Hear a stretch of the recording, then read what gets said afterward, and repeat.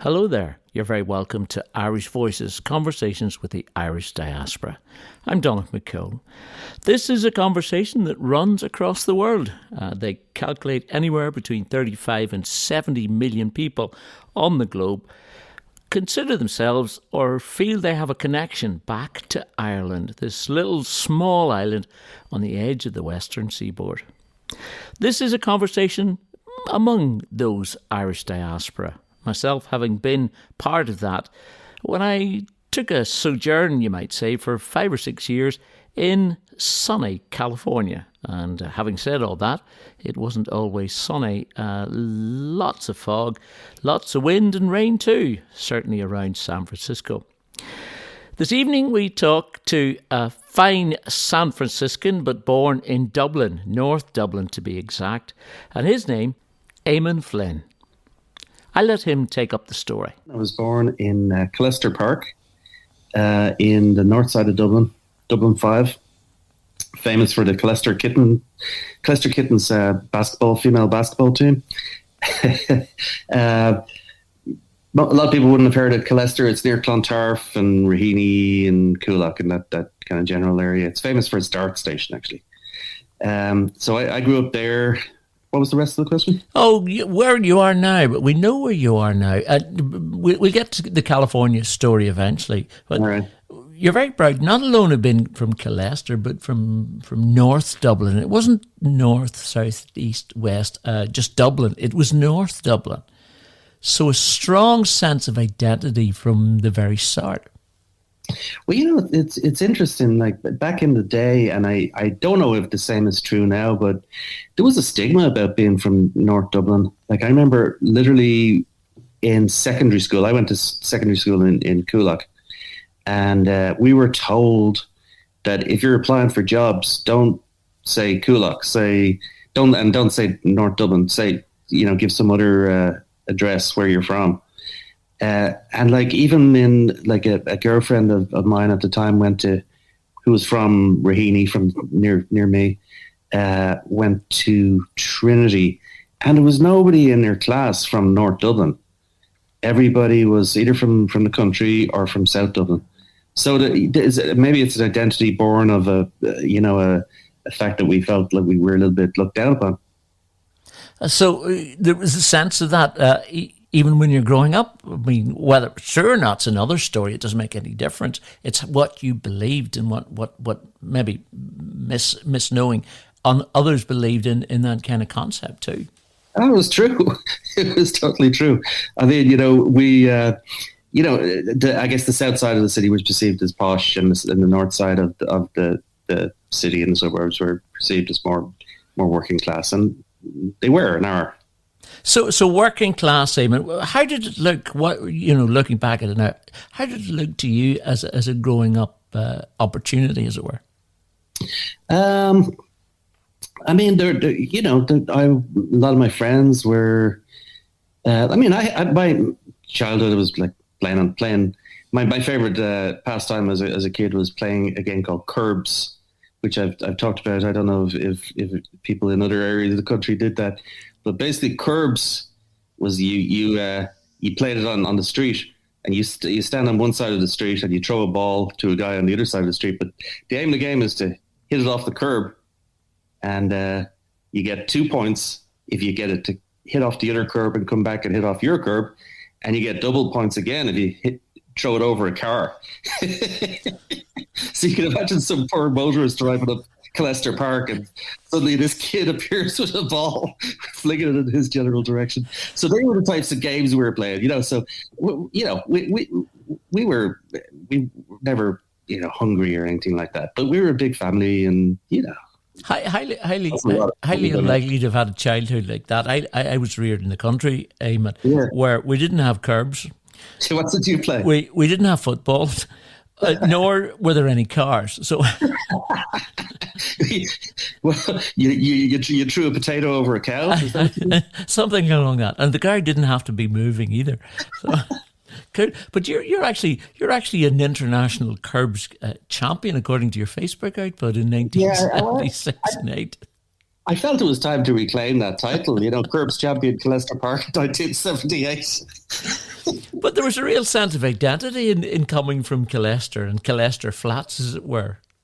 There weren't too many flats in Leicester, but I mean, Leicester, it's a kind of like an anonymous little place. It's not too well known, but like the general north side of Dublin, yeah, I'm definitely proud that I'm from there, and I do feel an identity with Dublin, with that area of Dublin. And I'll mention one. You asked me to pick some songs that meant something to me, and I chose 3 Dublin songs. I didn't pick any by this particular person, but it's a fellow called Damien Dempsey, who grew up in that area as well, who writes amazing songs about growing up in North Dublin. And yeah, for sure, there's a sense of identity about that. And what would be different to growing up there and the things that happened that wouldn't have happened certainly outside the city of Dublin? Well, we have our own language, our own phrases, our own games, as I was mentioning.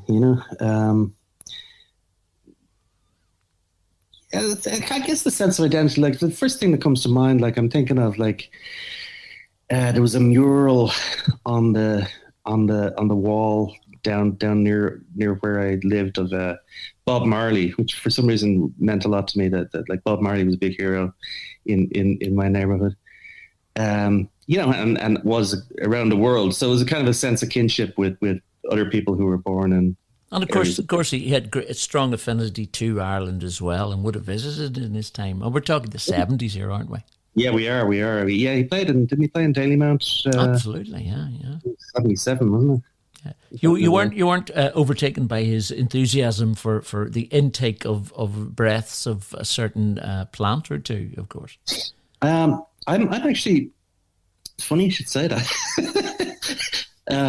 I'm working on this new album right now, and I have a song on it called. It's about St. Anne's Park, which is right near where I grew up. And we used to mitch off school and go down to St. Anne's Park, and we'd smoke black Moroccan and red Lebanese, red Leb. They were the 2 herbs of choice. So I kind of talk about that in the song. And wow. It's amazing that what comes up when you ask the right question. I didn't even know I was going there, but that's interesting. It's totally legal here in California now. I wouldn't be bothered now, but when it wasn't legal, it seemed like great fun. Yeah. And was that part of you growing up as being the rebel? Yeah, I guess it was probably a little bit of that. It was just something that all my mates did, It was like, yeah. So schooling was important. Was it an Irish schooling as such? I mean, did you learn Irish, for example? Was it Irish culture in the middle of it? Not so much in school. I mean, yeah, to some extent. I trying to think. We did. Everyone complains about Peg, the book Peg by Peg Sayers from the Blasket Island, and we read that and some other things. And I didn't quite understand why the Irish language is so important, and I didn't really appreciate it at the time. And I regret that now that I don't have better Irish. And when I went back and read that book and read other books by people from the Blasket Island and other amazing Irish literature, and realize how amazing it is. And I don't have good conversational Irish at all, and I have friends who have. So I know is the short answer. I didn't appreciate it, and I could make excuses that the way it was taught was not great.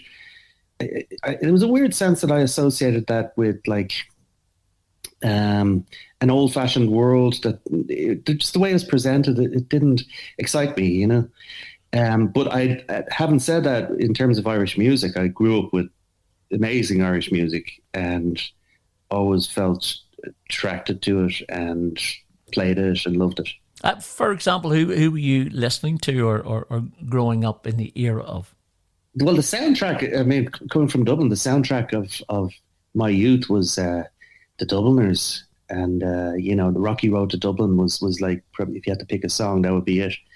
Luke Kelly singing. But, we didn't have any demarcation about different types of music. And I wasn't even listening to it. It was playing music. Like my family were really musical. We used to have all these parties, and my brother did sound for Christy Moore and a bunch of people. So I was just surrounded by musicians and music from a very early age, and there was never any mystery about playing it. But it wasn't just Irish music. It was like, you'd have a Donny Hathaway album in the house, and Otis Redding, and the Beatles, and Jimi Hendrix. So it was all music. I thought Jimi Hendrix actually came from North Dublin, but I must have been wrong on that one. And maybe North Seattle, maybe that's where it was. Weather's similar. Yeah, absolutely. And the music too, sort of, maybe, perhaps not. What was your earliest instrument to pick up then? My brother Kevin is a brilliant guitar player. As I said, the whole family play, but so I started on guitar, and he showed me a bunch of things. It really set me up well to be a decent musician. Just taught me a lot of, I had some rudimentary guitar. I don't know how I picked that up. My brother Brian played as well, and he showed me a few things. But Kevin was a professional musician. He played with David Bowie. He played with a bunch of people. He lived in Switzerland. But when he came back to Ireland, it's just suddenly dropped in there. Oh. He played with David Bowie. He played with Bowie. He did some recording with Bowie. Yeah, he was based in Switzerland, and I think Bowie was living there at the time, or was recording there. But he had his own band as well, called the Tickets, Les Billets. Also available in German language. We're not as strong with that. Les Billets, the Tickets. Okay. The Tickets. They did quite well. They were signed to like Sony or CBS as it was then, and they'd made some waves in Europe at the time. And Kevin wrote songs and played guitar. So and my first gig was with Kevin when Kevin came back to Ireland. My first kind of professional gig was with Rob Strong, who Irish people would know quite well. Brilliant, like soul singer. And a northerner too, from the north of Ireland, yeah. Absolutely. And like the father of Andrew, who I went on to play with in the Commitments. And I remember like playing with Rob, and Andrew used to get up as a 12-year-old precocious kid, like singing with the same big voice, like singing at gigs, just sitting in and guesting, And what was your first professional instrument then? It wasn't guitar though, was it? Were you on the keyboards at that stage? Yeah, we had a piano at home, and I learned guitar first, and then I just taught myself how to play the piano from what I knew about guitar. So I learned in all the guitar keys to start with, which was terrible when I started to listen to jazz, and I was like, oh, I can only play an A and D and E, and jazz is in F and B flat and C and keys like that, more the flat sharp keys. So I had to transition over to that. But that became, I kind of had a more of a instant affinity for the piano, and I just liked it. You can, I don't know, it's more of a complete orchestra in some ways, And then you're into traditional music the whole time as well. Yeah, I was always surrounded by traditional music. Yeah, like my dad used to sing. I remember my father singing, "Alleluia" on Pucker Bwilya and various songs. He played the tin whistle, and my brother Brian played. I believe one of the songs I sent you to play was.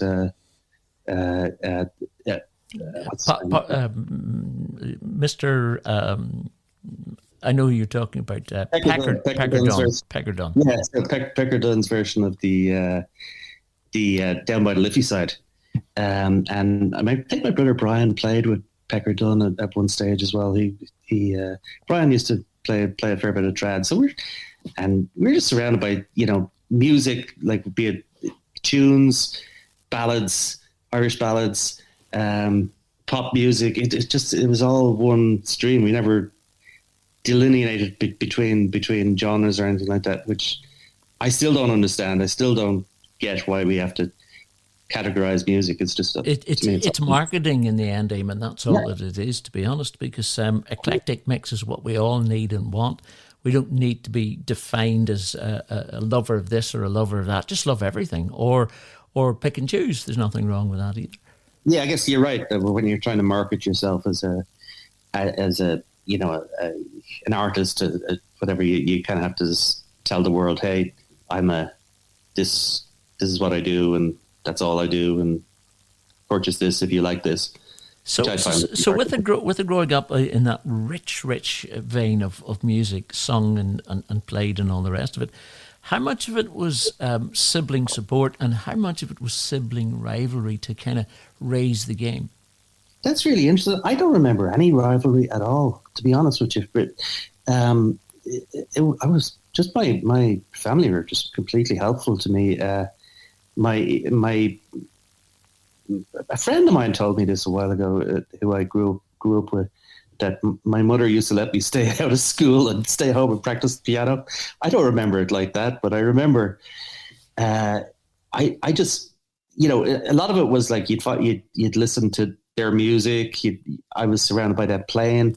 I was like listening to their record collections, and I don't remember any rivalry. All I remember was support. Literally, it was a little bit weird though, because it was like almost like two families. There's an older group of siblings, and then there's me and my younger sister, who are quite a bit younger than them. So maybe that helped explain the lack of rivalry. So you started on this musical, kind of professional musical route, but you weren't fully professional. Were you doing other things at the same time, or was it all into the music? That was all I did. I worked for 3 weeks in a petrol station in Clontarf, but I drove everybody crazy by playing Donny Hathaway live. no bad thing. Good therapy, I think, but no bad thing. The first couple of times you would think, but like it might have got a bit much for the other people working there after a few times. And I used to scratch off the little lotto cards. I used to sit and then wait for customers to come in and they'd change their their oil or whatever, and destroyed any profit to be made in the garage by the sound of it. Probably, yeah. By scratching the cards. Good to know you were helping the lottery by doing so. Of course, fair play. As long as you didn't have to pay yourself. I did not. Yeah. So music. Very short career in the automobile industry. Can we describe it as that for a while? And then music full throttle, as it were. And yeah. When were you able to tell everybody that you were a full-time musician, for example? Well, it was that gig with Rob Strong. Like that was we were playing 4 or 5, maybe four nights a week, and I was working as a musician, and I started to, from doing that, I started to do a little bit of recording session work as well, and just kind of start getting more gigs. So yeah, and that was pretty soon after. I did a year in Coláiste Dúlaigh in Coolock of like media studies, like photography and video making, but I didn't. It's actually a great course, and a lot of people who did it went on to work for Channel 4 and RTE and whatever, and make films. But I just started getting work as a musician, and that was kind of the obvious path. Would it be fair to say, Eamonn, that you're out and playing, gigging is pretty good? Anybody that can do that and make a living at it is doing well. What raises you and a few others above that level is to be asked to play in sessions, in particular for recording purposes. One thing to play on stage, not that your music was going to be hidden, but it's under the spotlight when you're a session artist, isn't it? Yeah, well, recording is very different because you hear every little detail. You hear every that you might notice so much when you're playing live, but recording. Any little timing issue or flub you make on a chord or whatever it is, you're going to hear it and it's going to stand out. So your technique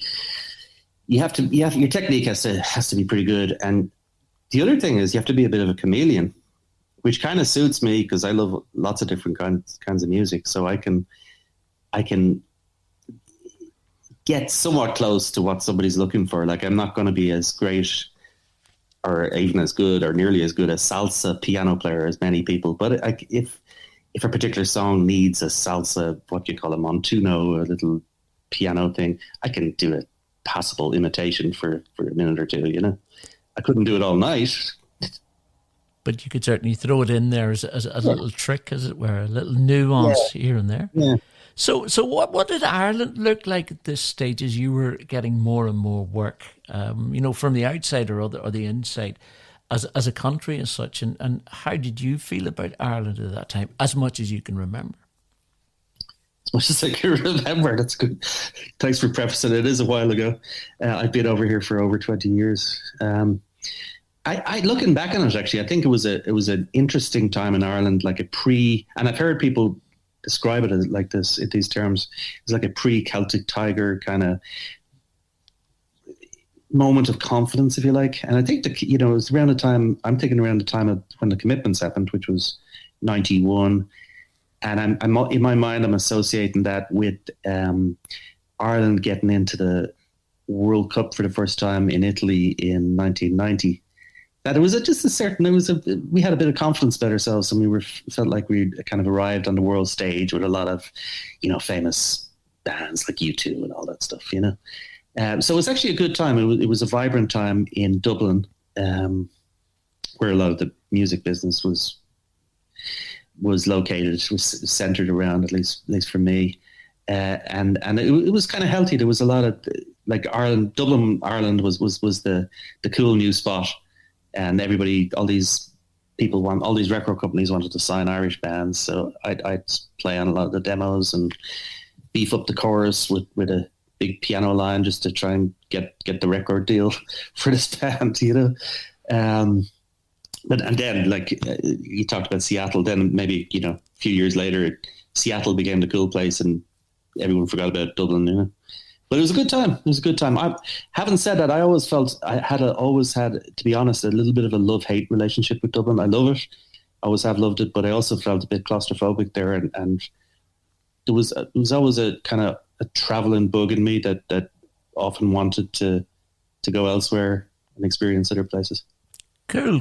We get the story of migration very shortly. I just reflecting and thinking back to previous chats with yourself and knowing some of the output, that you actually wrote a song about that in the last few years, about that time of Jack Charlton 1990 World Cup, watching semi-finals and quarter-finals and whatever in Dublin. Actually, it's a great wee song. Quickly tell us the story of that. Yeah, it's. I wrote it the day after we heard that Jackie Charlton died, and I'm finishing up work on this new album, and that's on it as well. I hope to put that out relatively soon. But we watched. It was in the Dockers pub on Sir John Rogerson's Quay in Dublin, and we watched the match that got us into the quarterfinal. So it was Ireland-Romania. And we're watching this going down with all these like hardened Docker types who were like walking outside, couldn't bear to watch this stuff, like just like almost in tears. And then that penalty from Dave O'Leary. Well, Paki Bonner saved the penalty by Timofte, the Romanian guy. And then Dave O'Leary scored the penalty that got us into the quarterfinal, where we ultimately lost to Italy thanks to a goal by Scalacci. But yeah, it was about that just about that time. Now, I don't imagine you have the song to memory to give us a quick verse of it there. If you have, go for it. But yeah, just off the top. I remember like it was yesterday, and we haven't seen it again. Every dog, woman, man, child glued to the television. But I was Whippy cream and orange and white down on the quays. Penalty shootout in the Dockers. Come on, you boys in green. Whoa! I was there with you, except I was in Warrenpoint watching it with half a dozen others. You probably heard me shouting and screaming too. Probably did. But it was a great time, wasn't it? It sure was a day and a time to remember. I think you alluded to it. It lifted the spirit of a nation, north and south, actually. It was a wonderful and it occasion. Felt, it felt like we were very much on the one page, right? Like even 4 years later, it was all more complicated, and the Mick McCarthy era, like Roy Keane throwing a big wobbler, and it wasn't we weren't as united. We weren't all in the same boat. But the first time around, we were just so delighted to be there that it was a magical time, I think. Incredible time. We've asked you to choose some music, so let's go to the first choice, which is, it's not necessarily that Pecker Dunn song, but I'm not sure what order you wanted them to play. Yeah, you tell me. You tell me, Donagh. Well, I think the first one was... Well, go for it. You go for it. Okay, do the Pecker Dunn one then, since you started with that one. So this song actually was... was written by Pater Carney, who wrote the Soldier Song. And I love the lyrics of it. And Pecker Dunn's version of it, I kind of find amusing because it's kind of a love song set in Dublin. And they're talking about like going for fish and chips, going for a 1-on-1, taking his girl for a 1-on-1. And it mentions a lot of little different scenes in Dublin. But it's also a very Republican song. Republican in the Irish sense, not the American sense. And the protagonist, he loves this girl, but he loves her even more when she plays the accordion and learns the Soldier Song on the accordion, or her melodeon.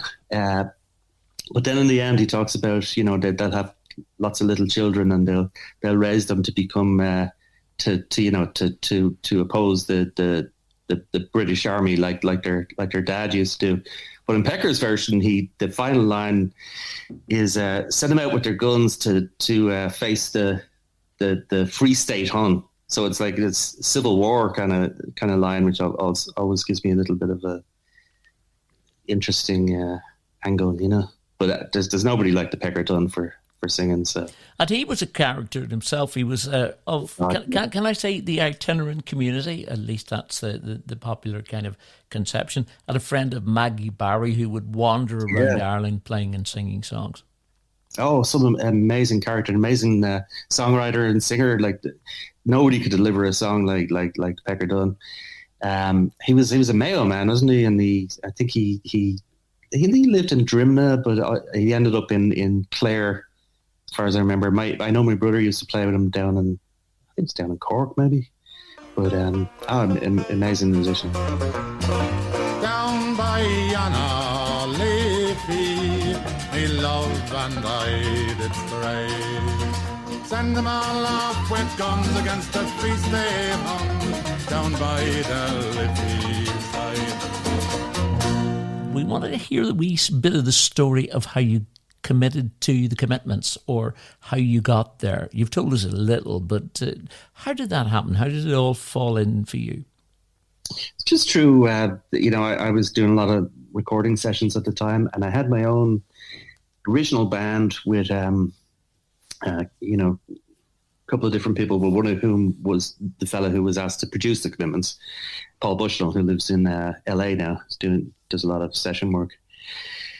And he asked me and one of the other people in the band, we had Connor Brady, to play on the soundtrack of the commitments. So, and I'd known Andrew, who ultimately got the role of what was his, Deco? Was that his character's name? Anyway, I'd known Andrew Strong for years before, but so we got called in, and it was a lot of work. Like we were there for all the auditions. I guess the singer who'd passed a certain stage would come in and work with the band, and then Alan Parker, who was the director, would decide, okay, yeah, let's use that person. And we learned, like, there's maybe 20 songs in the movie. There's 2 soundtrack albums, but we must have learned about 150 to 200 soul songs, which is a really great education in that kind of music. Because, I mean, I knew some of them before, but I didn't know all of them. I was drawn to that kind of music anyway, but I had to learn all the keyboard parts and then kind of change them to make them a bit more, play them with a Dublin accent. Go on, do it that way. Go on. It was, looking back at it, it was a really great experience. And when I see the movie, which I might maybe watch once every 5 years or so, I know so many people in it, and it brings back all these memories of what Dublin was like at that time, and really magical time, Are you physically in the movie itself? I mean, other than playing the tunes? I have a tiny little, I think you see my shoulder for a split second. So let's see which shows, the left shoulder or the right shoulder, so that we know when the next time we watch it. The left is right. I thought I recognised your shoulder from somewhere. Yeah.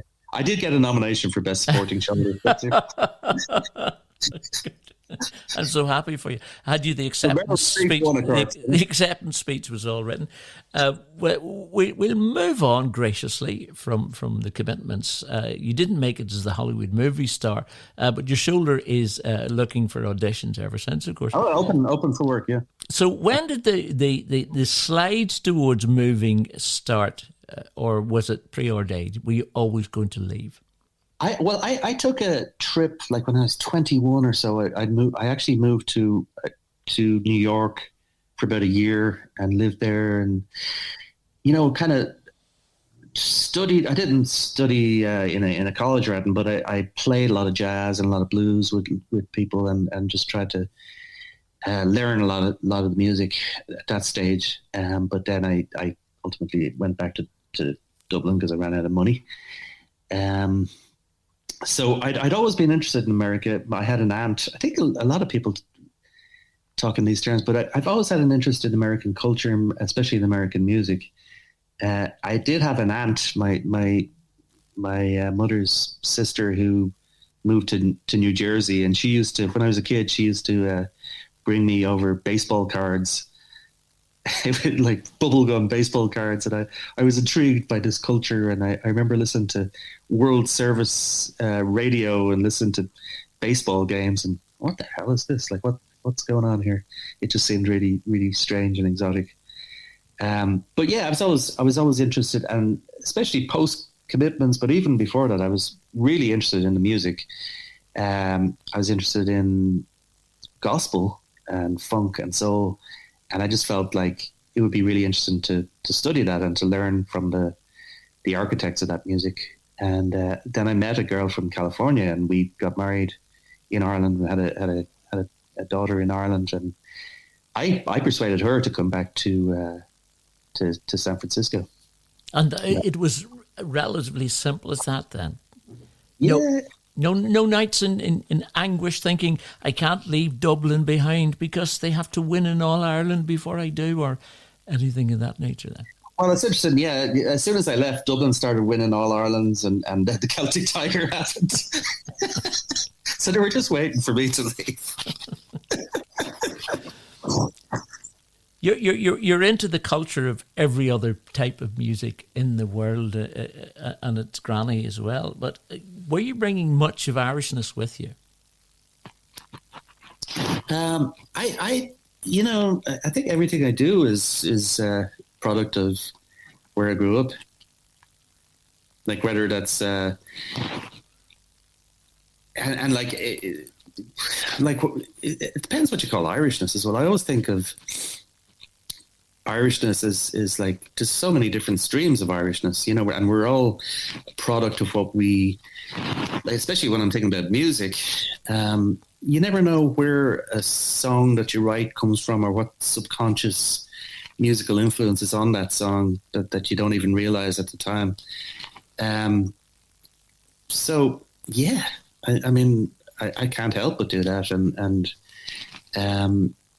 I've become more conscious of it, I think, as time goes on, and just from analyzing it a little bit and trying to, I think in retrospect, I took certain things I took for granted about the culture I come from. I now understand how incredibly rich they were. And I'm talking about just little things like the song tradition in Ireland. Traditions. You got the Gaelic song tradition, you got the ballads, you got like the great songwriters, Thomas Moore, and the meeting of the water, the two waters, and all those sorts of it's poetry as well, of course. Which you of course it is, yeah. Like, well, I mean, yeah, like we have that gift and interest in language, and that I think comes from like if we prepare anecdotes to tell each other whether it's in the pub or in a home. If you go visit somebody, we polish our stories and we get them ready to deliver to an audience, and I know, like, we love language and we love song and we love a great chorus, and I think those kind of And we love telling stories through song, and it's an ancient tradition, a really strong tradition that I kind of took for granted, and then started to understand that not every group of people has that tradition. When did you notice that, particularly going to California? Obviously, there's a certain amount of mixing with the Irish community when you got there and when you do, because I know that you are not ensconced in everything that's Irish in California, but you have a certain leaning towards some of the things that happen.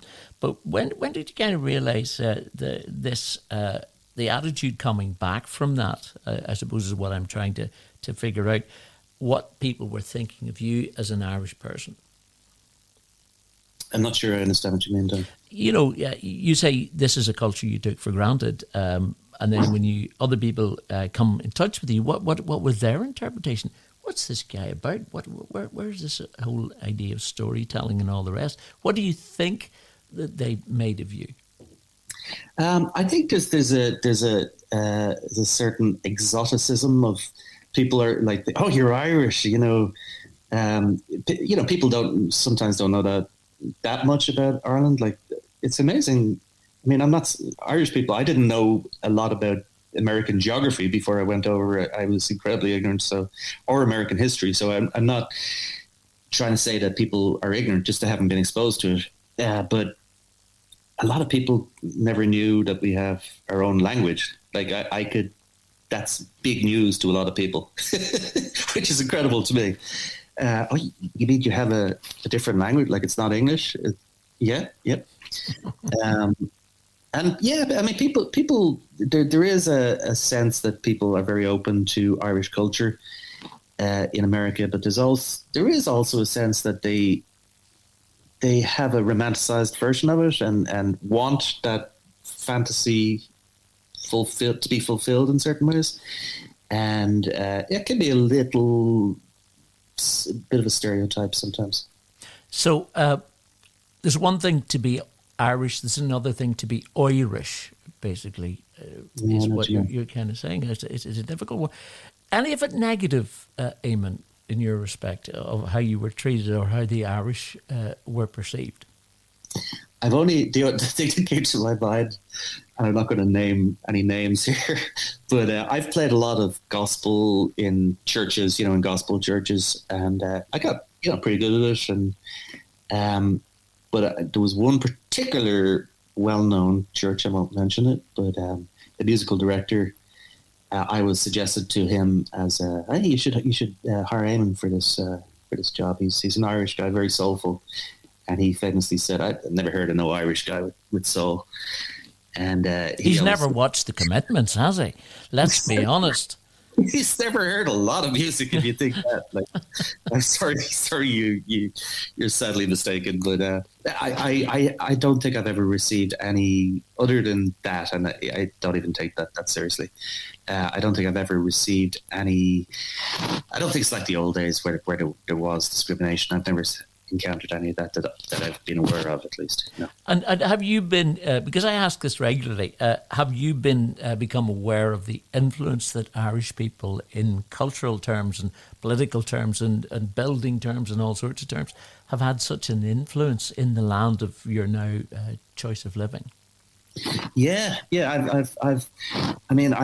know less about the political building, how we built a lot of this country and that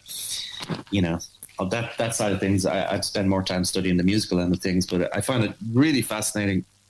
And I just recently did an online talk with a professor of history at New Orleans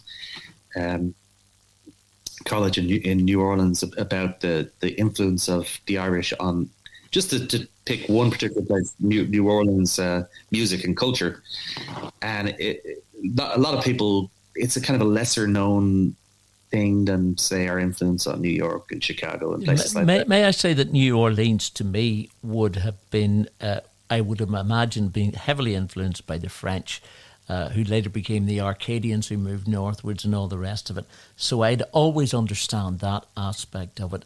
You'd understand the Afro-American contribution, where jazz and whatever mixed and mingled. But you wouldn't think that the Irish would have had much, certainly not in the musical scheme of things.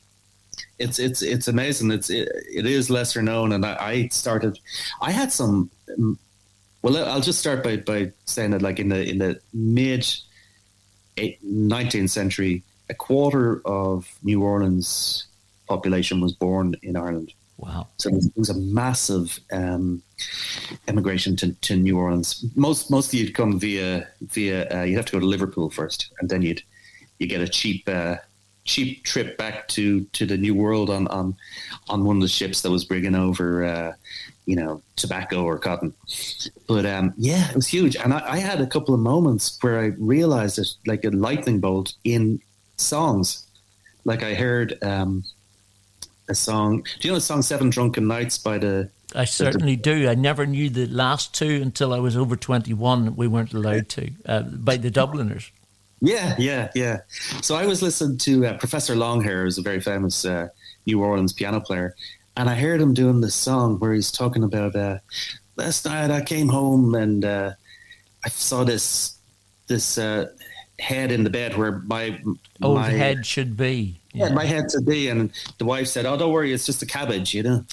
And then he finds somebody else's horse in the yard, and the wife said, "No, don't worry, that's just a milk cow." And he's like, "I ain't never seen no milk cow with a saddle on his back before," and it's the same song. Absolutely.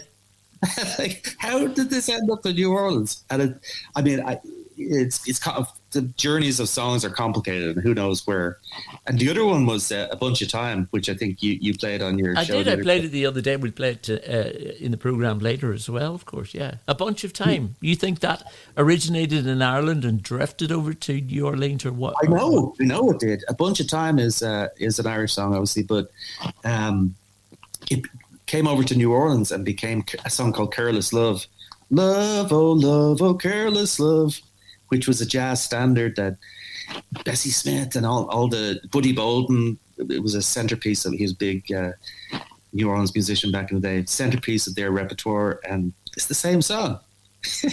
Well, I'm not sure how much I know of the history. I'd only be making it up, Eamonn, about New Orleans, but I know that the buildings of all the levees and that has a strong Irish influence because of that 25% that you're talking about. So there was a certain amount of the building of that city that owes itself to the Irish too, doesn't it? Well, there's an area called the Irish Channel. That's where I started playing, when I came over here, I played with a really great New Orleans drummer who was in a band called The Meters, called Zigaboo Modaliste. A real legend, a real architect of American music, in my opinion. But he started telling me when I was working with him, he's like, "Oh, you're from Ireland. We have this area called the Irish Channel." I was like, "What?" Wow. It's a whole part of town that was originally where the Irish lived. Wow. Just like Irish Hill in San Francisco, which I don't know if you're familiar with. Which is where's Irish Hill? I'll have to figure out where it is. Go down 3rd Street, way past the police station, way down to 20th Street, 3rd and 20th, where the trams go. And it's just there. There's now a big power station there. And there was this big rock. It's a great story. I'll bore you with it for 2 seconds.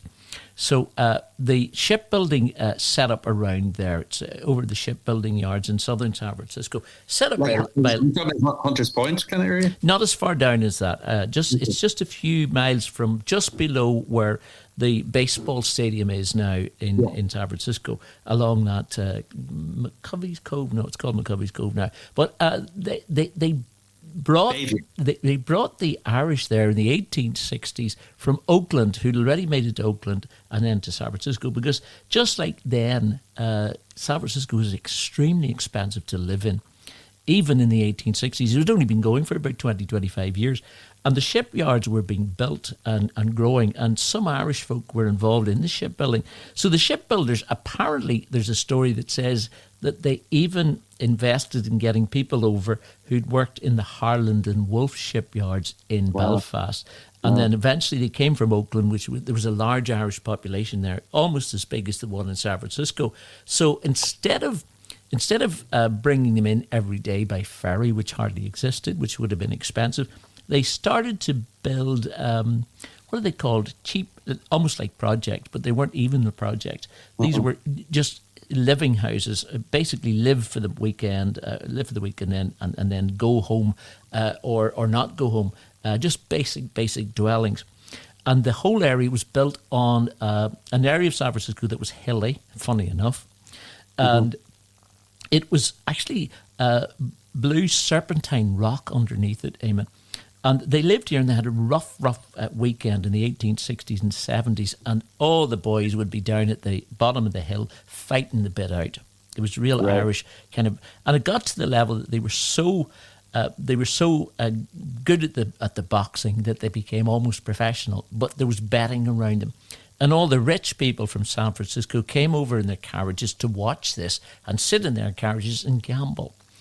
And it turns up as a story in one of the San Francisco papers, the Call or the preceder to the Chronicle or whatever it might be, of this particular night when it was raining in the city, and everyone was down at the fight, and all the fighters, because it was kind of clay rather than concrete on the ground, they all got covered in this blue-coloured mud, which was coming down from the serpentine rock and seeping into the mud, and the boys were fighting and they were all throwing each other, and it's a bit like a sumo wrestlers. It was like the white powder being thrown over, and they were all covered in blue. And the big players were all betting on this. So the newspaper reporters called it the Night of the Blue Mud. But it was around this little area, 20th and 21st Street in San Francisco, and it was called Irish Hill, full of Irish migrants, as it were. And just like Irish Canal in New Orleans. Sorry to digress about that, but when you've got I gotta write a song about that. That's good stuff. Out of interest, how much was a Frappuccino back in 1860? Yeah, there's a question. You have to bring your own. I know that. That's amazing. That's an amazing visual. It's a fascinating story in history. Some of these days, it'll be in the movie, and you're in the movie too. At least your shoulder will be in the movie. And last time I got my haircut, which was the first time in about a year, the fellow who was cutting my hair was a fellow from San Francisco of Chinese extraction, and he was telling me I should watch this show called Warrior on HBO, and it's about the Chinese and the Irish back in like the 1870s, 1860s in San Francisco. Not a pretty sight, Eamon. No, I haven't seen the video. I did the walking tour in San Francisco, and part of the story talks about that time, and it's not a pretty. We weren't the best. We weren't the best and responsible of groups, as it were. But that's for another day. Definitely. I'm still not sure why my hairdresser was making me watch this, though. But anyway, that's all the Chinese were great and doing this great martial arts, and the Irish were just racist. This is what you find when you dig a little bit about the Irish and the movement of the Irish. It's nice to talk about the diaspora, but you have to put your hands up equally to say we're brilliant at this, but we weren't just the perfect example to be talking about anybody else when we did go to other places. I mean, it's all to do circumstantially. If you were in those times, who am I to blame those of the past for what they did or didn't? But we didn't have a clean sheet as being perfect, that's for sure, as a race. You're absolutely right. Yeah. I'm not sure it's a great show, but it kind of did talk a little bit about the aftermath of the Civil War and how that played into that whole thing. Definitely not making any excuses. Well, the saddest thing about, and it's the same in the gangs of New York. Yeah. When you come from that terrible time and unbelievable, we can't begin to imagine what it was like to to grow up and survive in famine times, and then to come to New York where it was equally dog eat dog, literally. But we lived that totem pole philosophy that whoever was last in got to stand on the people who came before them. There was that mentality. Exactly. Yeah. Anyway, but that's for another story. Well, let me get to your second song, and we'll talk some more about this diaspora journey. Just before we forget, actually, why we're here. What's your second choice? Well, there's this song. I really don't know. Lazarus Soul is the name of the band. It's a fella called Brian Brannigan is the songwriter, and the song is called Long Balconies. And I fell in love with this. It's a great album. I can't remember the name of the album, but his or their last album. And I just fell in love with the song. It's about the flats in Dublin and his parents' experience there, and I think it's just brilliant songwriting. And I thought it'd be good. I kind of wanted to pick things that maybe weren't quite as well known. They did a little dealing in the shade. Still of the cops and priests they were afraid. They hung their washing out there on parade. When there was good drying, nothing was spared. What they had they shared. They kept their worries to themselves. To leave the long balconies.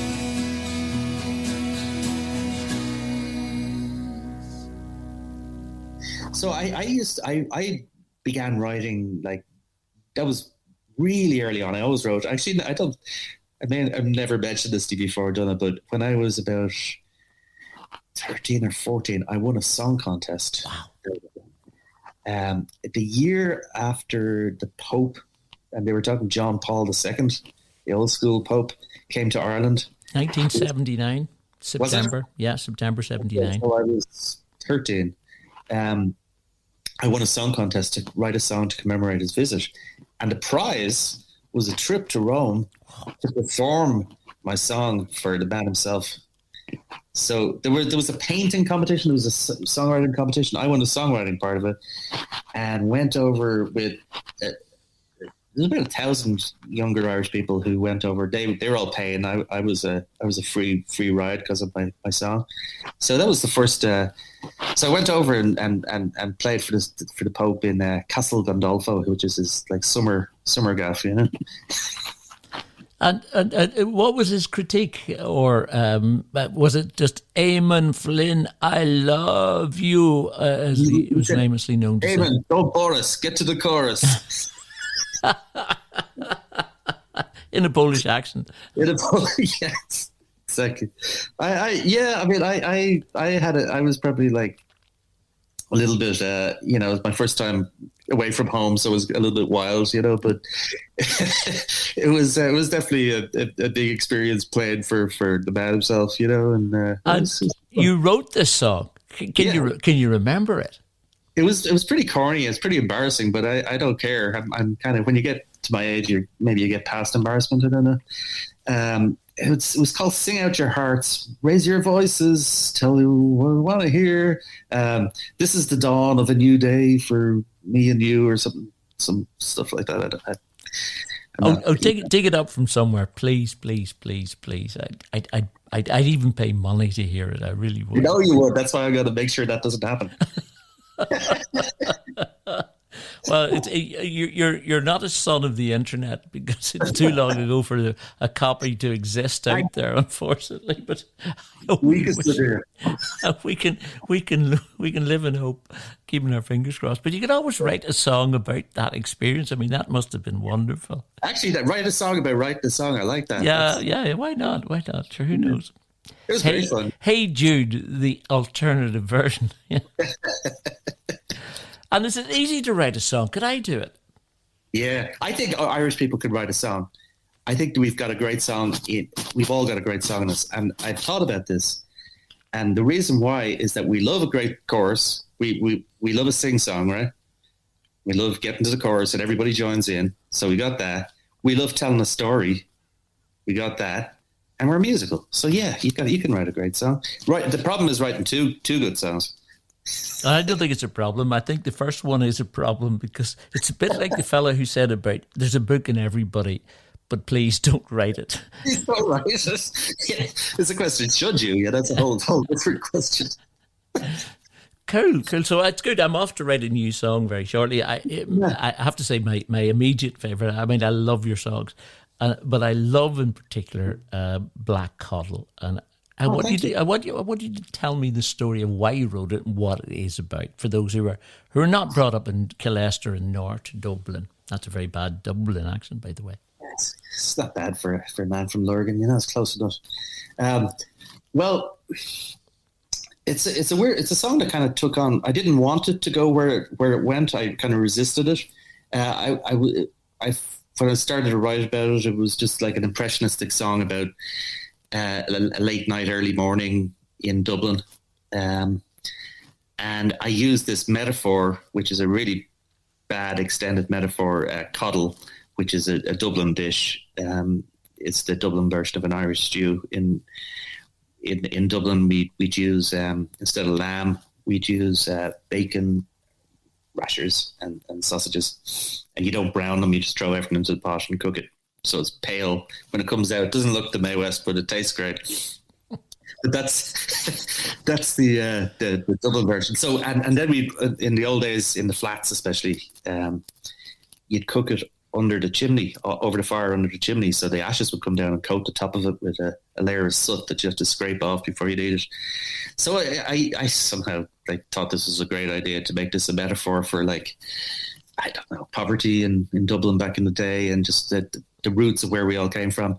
But then it kind of started talking about homelessness and the War of Independence in 1916, the immigration. It kind of took on a life of its own, but I resisted. I really tried to stop the song doing that, but it just wanted to go there, so I gave up. And you wouldn't say at this time that everybody has a song in them that this is one you wish you hadn't. Just the opposite, I think. This is I mean, you're proud of the song. Say that again, Donagh. You're proud of the song. Yeah. I mean, I am. Yeah. I mean, it's hard. You're kind of critical of things you write. It's hard to be, but yeah, people like it, so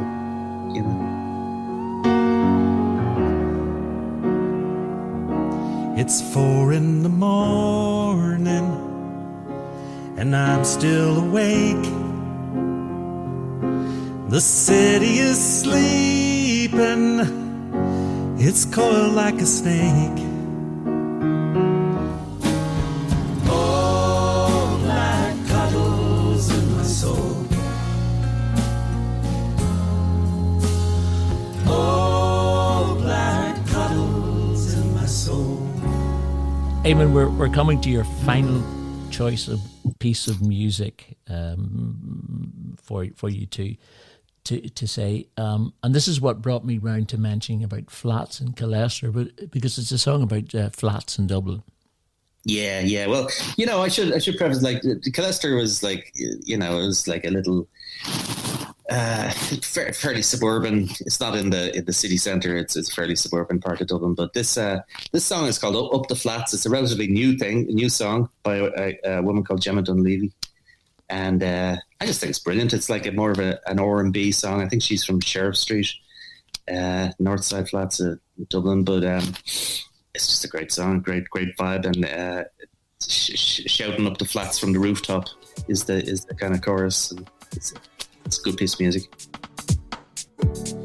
Will you always have me like I do you?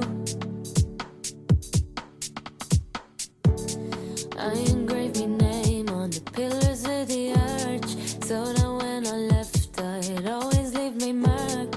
Everything I am I owe to you.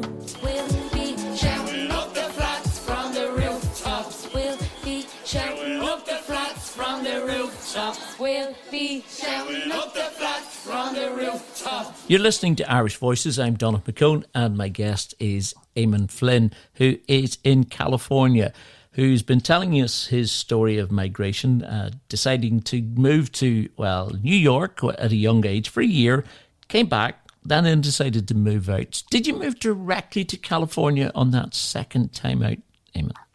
I did. My first place we lived was Chinatown.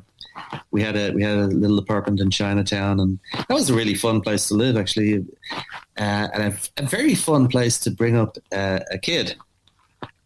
Really interesting. Like, I remember pushing my daughter around in a buggy in Chinatown and just her looking up at like all these, just the culture, like the lion dances, Lion, and the fireworks and all the bright, pageantry around the Chinese New Year, and we were in the heart of Chinatown, and it was a great experience.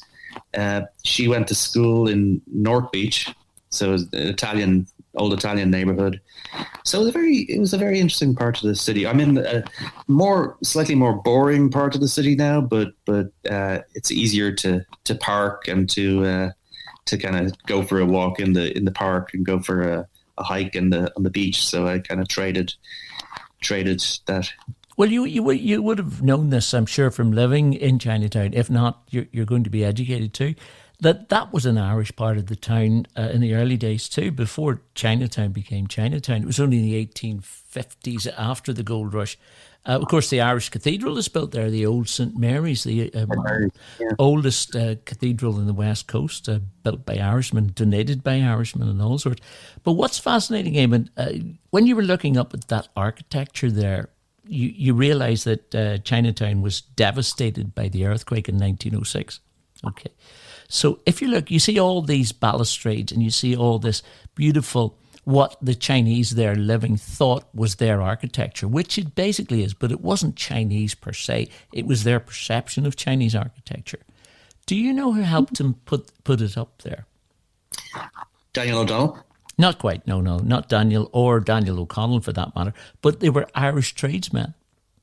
I thought you might say that. Yeah, that's. I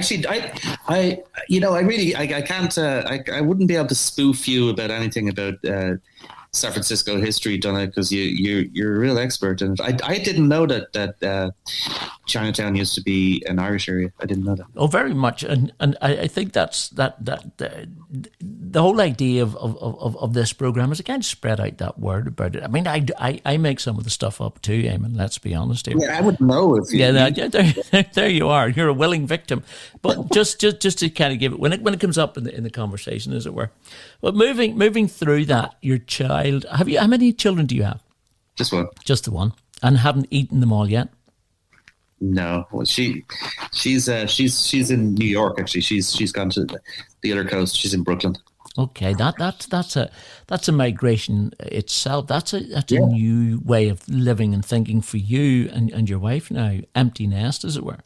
Yeah, well, it's interesting. She split during the height of the pandemic, and just she really wanted to. She got an apartment in Brooklyn, and she's training to be a sommelier. She's really interested in wine. I don't know where she got that from. Okay, yeah. Has she an Irish dimension to her, or an Irish connection?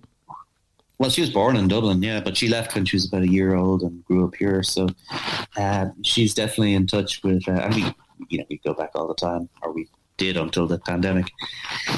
But yeah, she loves Irish culture, Irish music. I think the main place you'd find it is in some of her turns of phrases that she's picked up from us. She uses a lot of Dublin phrases. Some of which we can repeat here. So you've made your life in California, and the music has moved up stellarly, hasn't it? You've done all sorts of things over the years.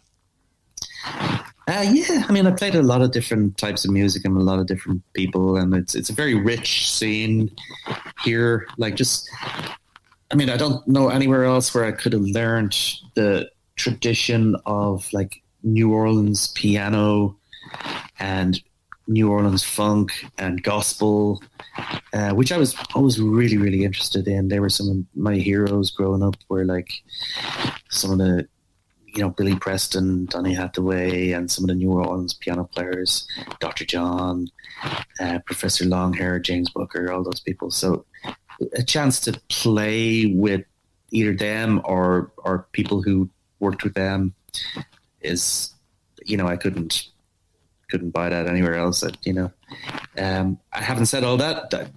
I love Irish music, and Ireland is full of amazing musicians. Particularly now, I'm really excited and encouraged by the incredible quality of music coming from Ireland these days. It's mind blowing. You do keep an ear to all that, don't you? And I try to, yeah. I mean, I'm probably fairly out of touch. I'm probably catching up like a year or two late. But like people like Lankum, I don't know if you're familiar with Lankum, but Lankum are a Dublin band from my neck of the woods and doing amazing things with, for want of a better word, folk music. But just really doing some adventurous stuff with it. Some great music out there in Ireland, and it's sickening. There's too many. All these kids coming up. I wish they'd stop. Give us old people a chance. There's enough opportunity for everybody, isn't there? Yeah, slow down. What's the hurry? Yeah, I say the same about broadcasters. There's too many people doing the same thing. For goodness sake, I'm only just fighting my feet myself, and you're coming up behind me and Exactly. and kicking me into touch. But you kept up this music. But when did you start seriously writing? So we've talked music.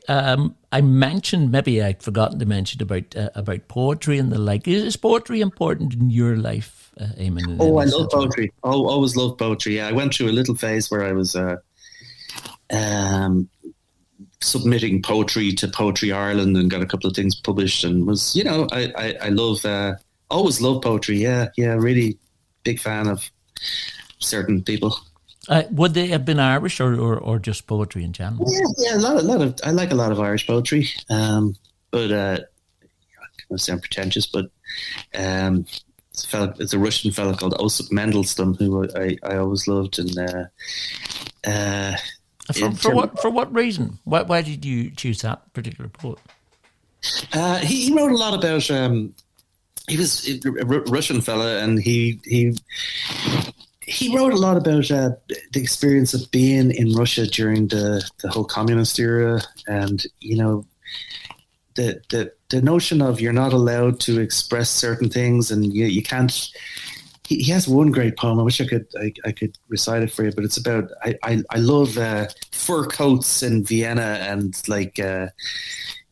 All these capitalistic things. It was kind of an ode to capitalism from somebody who's living in just all the forbidden things you're not allowed to think about or, talk about. It's hard to beat a bit of decadence during that time of remorse. I'm sure it was quite appealing to somebody, living in that era in Stalinist Russia, yeah.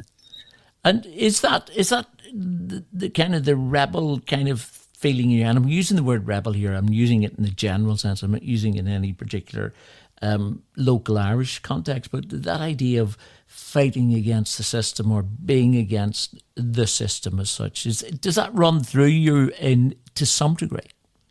To a huge degree. And I think a lot of Irish people have it. Like we have I know I have a weird relationship with authority.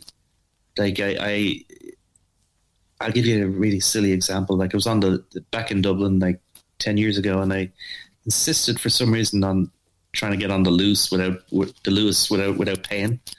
It's like, for those listening, the Luas is the transportation system in Dublin. It's like a transportation system, only it's on rail, electrified and whatever. Just in case, because there will be people who say Luas, I've never heard of it. Just to say. I hope there's no Luas ticket inspectors listening. Also, trouble. But yeah, there's a huge rebellious thing. Like authority is bad, and we like look at what we've been through in our history. Like it's no wonder we're like that. So I always side with the underdog.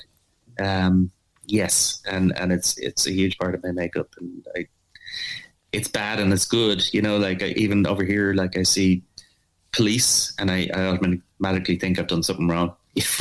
Yeah. So you're somewhere between rebellious and feeling guilty, which are yes, there's definitely some guilt there. Yeah, I know if you get into it, I probably have done something illegal that they could arrest me for. So yeah, It could have been those herbs that you mentioned earlier in cholesterol. They're looking for you. You just never but know, do you? Jesus, yeah, maybe I outed myself in this interview and retroactively get a raid from a drug squad. Don't worry, we're well beyond the statute of limitations, I think, very much so, as far as I can figure out. This diaspora life that you chose, the usual stories I ask. And I did say, sorry, I didn't inhale. Okay, yeah. just in case. President, thank you for that, Mr. President. Sorry, Donagh, you go ahead. I didn't mean to cut you. No. I say thank you for that, Mr. President, telling us you didn't inhale. We believe every word you say, of course. Go ahead. I'm sorry. So what I'm trying to figure out is you took the steps. Are there any tinges of regret that you didn't stick around in Dublin? And secondly, would you move back home? So the answer to that question is yes. And I've always had this kind of weird thought that there's another version of me, like a doppelganger who stayed in Ireland and didn't move here and lived his life over there. I mean, it was regret. It was a weird feeling. Like I made a joke about it, but I've never like really followed money or but you do need money to live and to be comfortable and to be secure. And watching the Celtic Tiger happen, like, when not too long after I moved over here, I was like, well, what am I doing here? And the expense and etc. associated with San Francisco and educating your child over here. But so yeah, there's always regrets and wonder like what that other Eamonn would have been doing if he is doing now, that fictional doppelganger. But I go back often enough that I miss people. I miss the crack, the conversation, the witticism of people in Ireland, like the telling stories, the irony, the lack of sincerity in a good way. Like. You know what I mean? Just like I'm pretending to be sincere now talking to you. Is that what you mean? Exactly. It's ironic. It's ironic. I would say that, isn't it? Yeah. I miss the lies. Like, oh yeah, I'll see you there on next Tuesday. When we both know you're not going to be there. But I thankfully I go back often enough, and yeah, I would like to spend a lot more time there. If I could. I'm not sure if I'd ever move back exclusively because I think I'd miss a lot of things about here. Like it kind of we live in an absolutely beautiful area in San Francisco. You remember it, Donagh, from being over here. Like I'm right beside the Golden Gate Bridge and I hike around here. There is one unfortunate aspect to that. They've built these things to this fence on the Golden Gate Bridge, and it now in a high wind. I don't know if you read about this. I think I saw you posting about this, that it's very noisy. It's unbelievable. There's a really loud hum off the bridge when a wind blows, I guess, south. Well, I'm south of the bridge. And it's in the key of A. So it happened to be last night. I'm working on the soundtrack music for a movie, for a documentary. And I was editing it at home. And it just so happened that the bridge was in the right key. So I actually recorded the bridge and put it into the music. Wow. It sounds really good, but it's a very eerie extraterrestrial sound. It's not it's very strange. It's got all these weird overtones. So. It's almost Hitchcockian if you can kind of think, because he filmed enough around the place, didn't he? He did, didn't he? Yeah, you're right. Well, it's amazing. I mean, the story is based around what you're saying is these new barriers that they're building. I'm taking that. So, barriers to save people from jumping off the side. I'm not sure if that's what it is. Maybe it is. I'm not 100% sure if that's what it is. That's the root cause. Okay. Yeah. Cool. That's an interesting story. We look forward to the album. We can't wait. That's good. You got a few mentions about the new album coming up, Eamonn. So the price and cost of this interview has just gone up as well. I'm very excited. I'm working with some brilliant people on this album. It's going to be very fun. I'd love to give someone a plug if you don't mind. You go right ahead. So. It's very much, it's more, I suppose the last thing I did, the Black Cuddle album, was more, a bit of a celebration of some of the funk in New Orleans along with the traditional music. But this is a bit more, all the songs are mainly about Dublin. It's funny you mentioned Meeting in the Waters. I actually do a version of that. So we get to Wicklow, but that's written by a dub. And I have one song about Kerry, but everything else is a Dublin kind of thing. And we've got some really lovely people playing on it. John Doyle, Mike McGoldrick, Mick McCauley, Tommy Hayes, James Blenner-Hassett, local piper Todd Denman, and Cormac Gannon, who you had on your show, and a Tina Turgis is also from this neck of the woods is playing some fiddle on it. So very excited about it. I think it's going to be a nice album. Quite a collection of people there. Yeah. Well known, not just in the diaspora, but wider. Blanner Hazard playing for years upon years. Mary Black, I think I saw him with the last time. And, exactly, and maybe Maura O'Connell too, when I think of it. A fabulous musician among all of the others. And what's the lady's name at the end? Antonio? Tina Turgis. And she's a big friend of Mick Maloney. That's right. Yeah, That's right. Wow. They work together all the time. Cool. So it's been like just because of the pandemic, it's been like sending tracks to each other, all around the world. Like James where's he, in Sligo, or I can't remember where he is.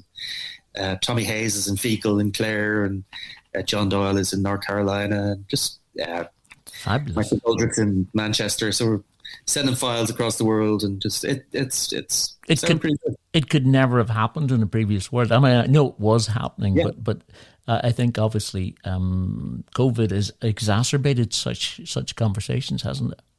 It has, and in one way, it's been a chance to take a little breath. Like I wrote all these songs and recorded this thing that I've kind of always wanted to write and record. So, making the best of things, I suppose. It's been a brilliant opportunity for me to have a chat with you. Really, really enjoyed it, Eamonn, and so inspiring to hear your story and all the stuff. All of it completely, like myself, all made up, of course. That doesn't Big matter. lies. Yeah, big lies, but that doesn't matter. It's between friends, ironically. Absolutely. We appreciate your time for joining us, and thank you. And we look out for you. All available on Spotify and different places, or where do you send people to if you want them to purchase, as it were? Yeah, Spotify is great if you don't want to pay musicians. Which is why I was giving you a second chance. Thank you, Don. I appreciate that. If you want to support the Swedish Swedish tech executives, listen on Spotify. If you want to support musicians, listen on Bandcamp, or buy the CD on CD Baby or Amazon or iTunes. Just look for Eamonn Flynn. Bandcamp is your preferred method of payment. Okay. Yeah, well, we make a bit more money. It's very hard to make a few shillings in the music business these days. So Bandcamp is a good thing in general, just if you want to support musicians. Well, thank you so much for joining us. Donagh, thank you. Thanks for having me. It was great fun.